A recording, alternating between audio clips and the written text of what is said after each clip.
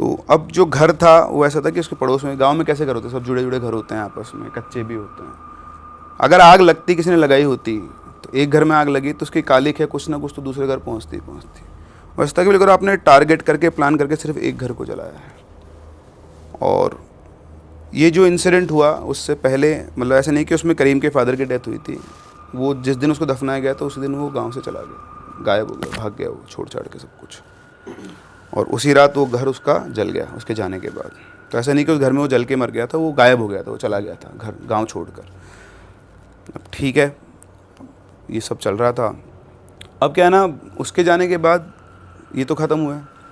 फिर 3-4 दिन गुजरे और फिर से गांव में एक और डेथ, अब किसी और की, लेकिन तरीका बिल्कुल सेम, कि वही किसी ने मारा और पूरा का पूरा खून चूस के और गायब।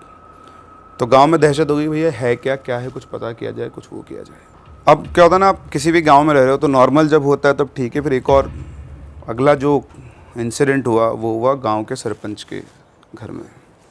उनका एक छोटा बच्चा था, वो शाम को खेलने निकला था बाहर, वो वापस नहीं आया। पूरे गांव में उसको ढूंढा, वो कहीं पर भी नहीं मिला पूरी रात। अगले दिन सुबह उसकी डेड बॉडी मिली।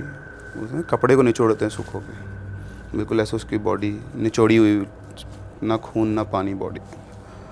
अब जब ये हुआ तो गांव में लगा कि ऐसे तो एक एक करके पूरा गांव ही ख़त्म हो जाएगा। या तो गांव में कोई हत्यारा घूम रहा है, या कोई ऐसी शक्ति है, पिशाच है, जो भी है, वो गांव को ख़त्म करने पर उतारू हो चुका है। क्योंकि सिर्फ 8 से 10 दिन के अंदर इतनी सारी मौतें होना, और सबका एक ही तरीका। तो अब सब ढूंढना शुरू किया, सब ने अपने लिंक्स बनाना शुरू किए, कैसे क्या किया जाए, पता कैसे किया जाए। इधर जो उमंग था उसके साथ अब इंसिडेंट्स बढ़ना शुरू हो गए थे। जहाँ उसको पहले सिर्फ स्मेल आती थी, आँख बंद करने पर वो आदमी दिखता था, उसको